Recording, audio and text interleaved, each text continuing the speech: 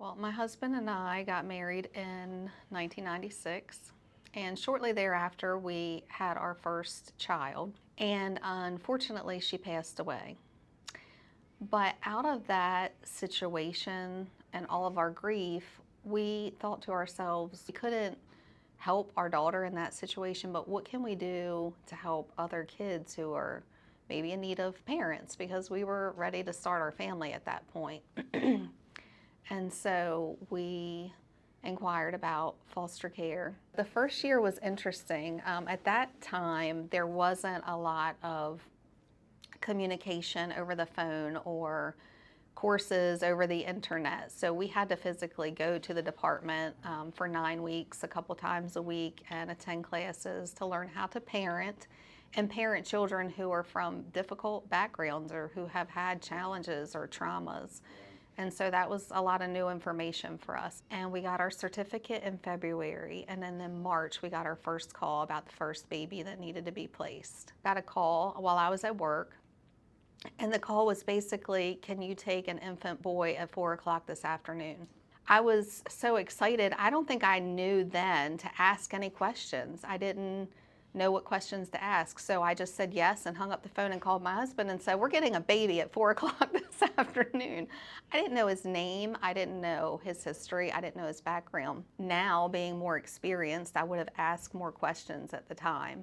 But sometimes you just don't have a lot of information. You just have information that there's a need and are you available? And some of that information comes along the way later. When he came to us, he was 16 weeks old, beautiful baby, who we didn't know what the outcome was going to be. You're just told that, we don't know, maybe the baby will be reunified with his parents. Maybe there will be a family member step forward. There's no permanent plan at this time. We ended up adopting our first child that was ever placed with us in foster care, and he is our now 14-year-old son. Honestly, we got the baby and a baby shower all in the same day because the Department of Social Services brought us everything that we could need.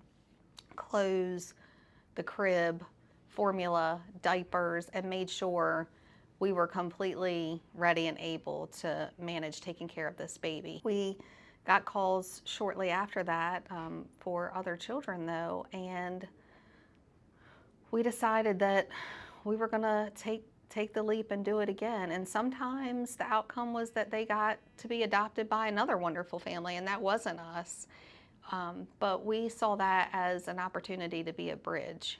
We still kept in contact with a lot of the children and families that we were able to be involved with and see that these children were thriving and were wonderful. And so we just built bigger and bigger support systems along the way. Some of the children got to be reunified with their biological family members, and then you see that success. No matter whether we were a part of the story for a day or a month or a year, we were a part of that child's story, and we committed to love them like they were our own from the minute they came into our house until the time that they left, and sometimes even beyond that if we had the opportunity. I think you have to be reckless with your emotions. I think that you have to be wide open, and people say to me sometimes, I could never do what you would do because I'm heartbroken. And I'm like, that's why you need to do what I do, because in order to be heartbroken, you have to be vulnerable. You have to give all that you have and all the love that you have.